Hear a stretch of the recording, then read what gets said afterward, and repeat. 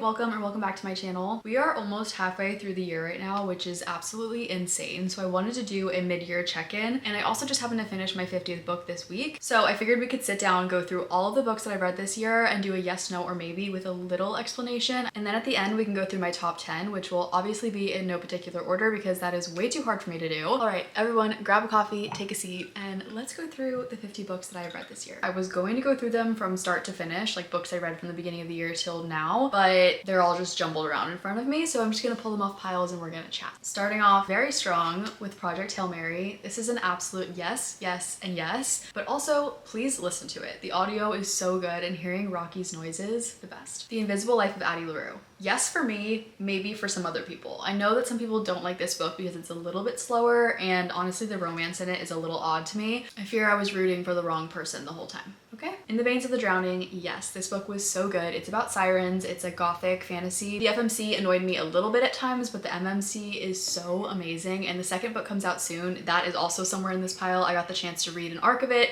and it's also amazing. Brimstone. No. Unfortunately, I didn't like this book at all. I wish I would have DNF'd it. I really did like Quicksilver. I read that last year, and that is just a perfect for vibes romantasy. And honestly, I think you can still read that book and just finish there. Pretend like this one doesn't exist and finish with Quicksilver and everything will be fine. Every Summer After, yes. This book was so cute and it was my first Carly Fortune book. I really loved it. There seems to be a lot of discourse about the ending of this book, and to that I will say nothing other than it's a book. None of it's real. It's a cute read and I highly recommend it. Following that book, One Golden Summer, and the answer is yes, of course. If you liked Every Summer After, or even if you didn't, you have to read this book. This book is so much better, and I honestly really liked Every Summer After. So that says a lot about this book. This book follows Charlie, who is the older brother from the first book, and he's just like a million times better, okay? Shield of Sparrows. I thought I was gonna say yes, but now I'm kind of leaning towards maybe, only because I can't even remember one thing that happened in this book, and I didn't read it that long ago. Like, sure, it was good, it wasn't bad. Following that book, Rights of the Starling, also a maybe, but leaning a bit more towards yes, because we got a different POV in this book, which in the beginning is hard to follow, but then when you start to get connected to that character, I felt like it was really beautiful. And the ending made me cry quite a bit. So I do recommend reading this one, and I guess that would mean both are yeses. Red Rising, duh. How gorgeous is this coffee? Look at EO. Like, can you see that? Is that blurry? How cool that is. Also yes to Golden Sun and Morning Star. I haven't read on in the series yet, but I think I'm gonna pick the next one up soon because I'm definitely missing it. What is it? Iron Gold? Coming up soon. Wild Dark Shore, maybe. Honestly, I rated this 5 stars because the writing is really good and the ending really got me, but for most of the book, I was kind of bored. I feel like that's an unpopular opinion because a lot of people like this book. Pure Nessie, yes, this book is very interesting. It's a short, quick read, very unique. You have absolutely no idea what's going on for basically the entire book, and even after finishing it, I'm like, what even happened? I mean, I know what happened, but I'm still like, what happened, you know? The 5-star Weekend, yes, and read it soon because the show comes out in July. In the Wake of the Ruined, this is the second to In the Veins of the Drowning. I already kind of said yes, so just reiterating, please read In the Veins of the Drowning so that you can hop right into In the Wake of the Ruined when it comes out in July of this summer. Dungeon Crawler Carl is a maybe because I don't think it's everyone's cup of tea. I liked it, but it definitely is outside of my comfort zone, and honestly, I don't know if I'm going to continue on in the series. If I do, it will strictly just be audio because I feel like the way that this is written translates way better in audio, even just hearing like Princess Donut's voice. If you're going to read this, I highly suggest the audio, and if you have read this and continued on in the series, let me know if I should. Broken Country is a yes if you are prepared to cry your eyes out. Our Perfect Storm is a maybe. I feel like for romance books, they have to be so incredibly good for me to recommend them because a lot of them to me just feel like, sure, like if you're down for a fun, quick read, go for it. But they're not like the most groundbreaking. If you like Friends to Lovers, great. If you love childhood, first loves, this is definitely for you. There are just some things I didn't love about the book. For starters, it starts off with her telling us that she has a tattoo of his name on her ribcage. Then she's like confused that he likes her and that she likes him. What do you mean? The Correspondent, yes, this book was so good and I highly recommend it on audio. Listening to her ex-husband's letter, I was driving and I was literally sobbing so hard. Don't listen to this while you're driving. Riftborn is absolutely a no, but it has to be a yes because the next book is so good, you just have to get through this one. Sometimes as readers, we have to get through the first book that is not as good to get to the better book, so next book is obviously a yes. Duskbound, it is so good. I haven't read The Ascended yet. I know I need to, so I'll read that one soon. This book was like a million times better than Riftborn, and I highly recommend it. Part of Your World, that's actually not the name of that. Sorry, I was looking at Part of Your World. Daughter of No Worlds, maybe. I do think I'm gonna continue on in the series because I posted about not liking this book and so many people told me that I need to read on. So I will give the next book a shot.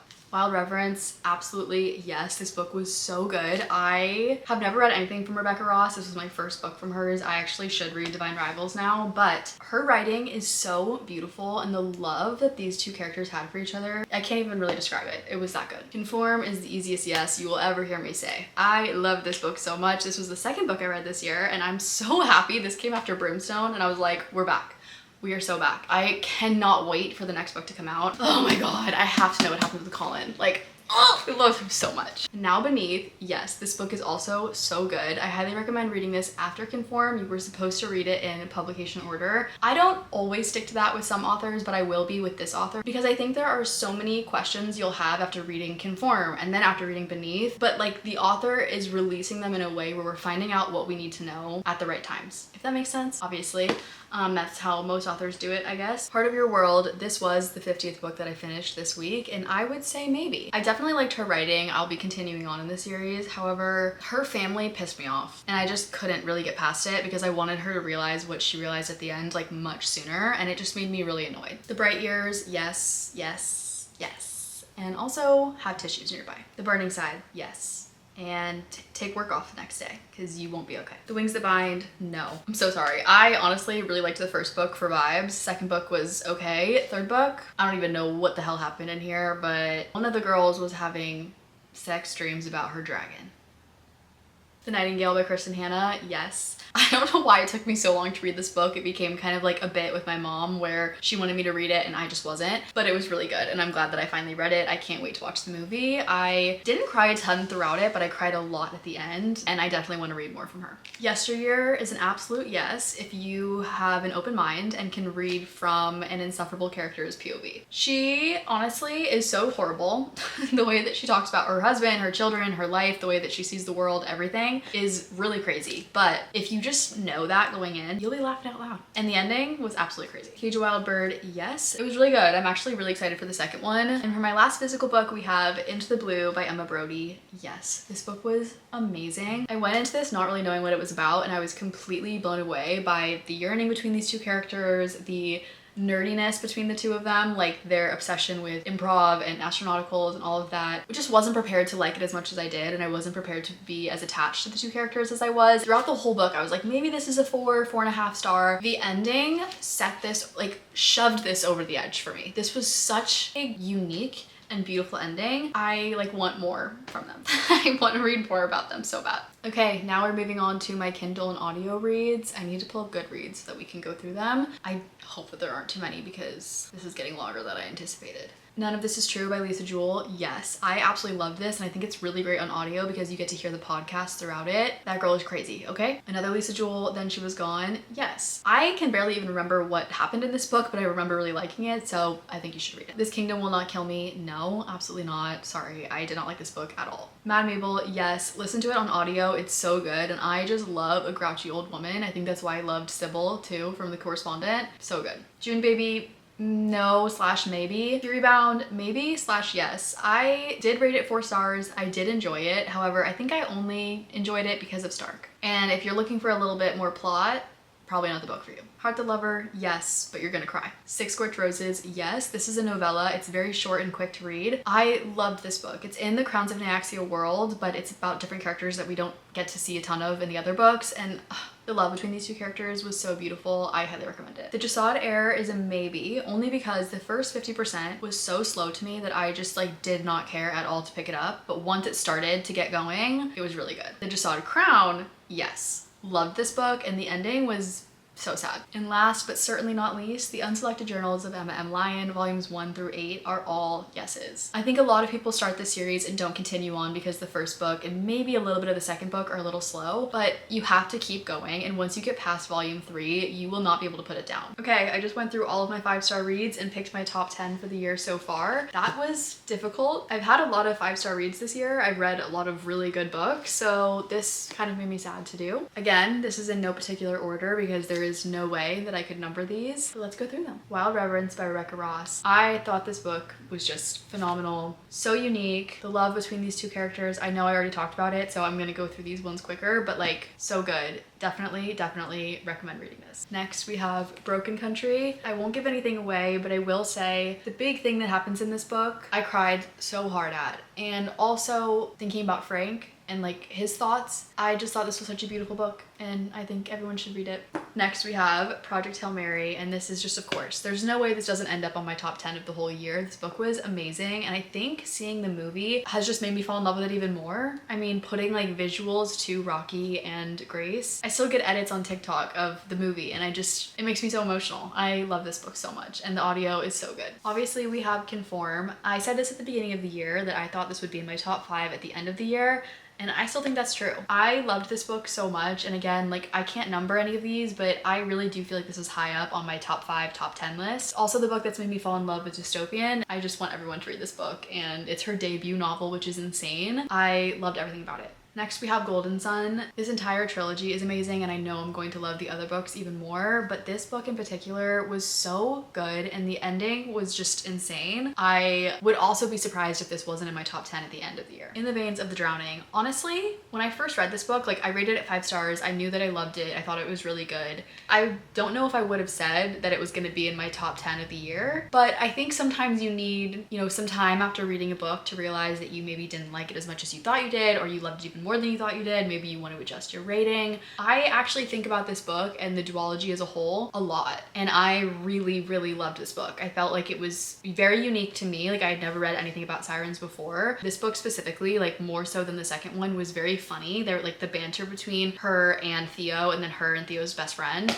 was so good. And yeah, I just thought it was so good. I wish I could go back and reread it. I wish that she had more books coming out in this specific world, but I know the duology is now complete. I just can't wait to read what she comes out with next. The Bright Years by Sarah DeMoff. Something about the way that this author writes is just heartbreaking every single time. I think she captures real human emotions so well. And I'm not a mother of human children yet, but there was one part in this book that really just shook me about what it's like to become a mom and have your body be for other people moving forward. And I don't really know why that hit me so hard. Again, like I'm not a mom, but maybe it's just a universal feeling that all women share, and I just felt it was so beautiful. The book is very sad. Highly recommend it if you want to cry. Okay, next we have Into the Blue. I also could see this being in my top 10 at the end of the year as well. I just wasn't expecting to love it as much as I did, and I think it just really took me by surprise. I think I also mentioned in this video that a romance book needs to be so groundbreaking and so amazing for me to say 5 stars,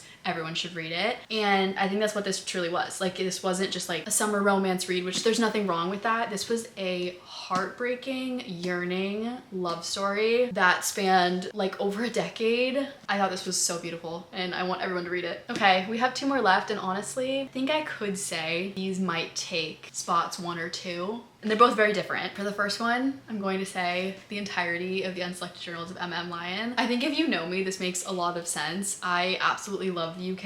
I've always felt like I belong there. When I think about my dream life, it's living in some cottage in the middle of nowhere in the Cotswolds or some countryside town. Not that that is where this is set. It's set in, I believe it's supposed to be like a fictional neighborhood of London called St. Crispian's. But it just has everything you need. It's equal part whimsy, there's romance to it, there's even like slight mystery with this ghost that's supposedly haunting the town. There's found family. I don't know. I just love this book so much, and I know that it's 8 books, but I think of them as like one very big story. And if I had to pick, I would say maybe volume 6 and volume 8 are my favorites. Volume 8 is the only one that's made me cry. I will say that. Like, honestly, if any other author had said that they were planning a 20-book series, I would be like, girl, we don't need that many. Beth Brower, if you were listening to this, I'll read 100 of them. I never want that world to end. Okay, and my last one, which may take spot number 1, is The Burning Side by Sarah DeMoff. I really don't have words for this book other than you have to read this book. Like I mentioned, Sarah DeMoff's writing, like she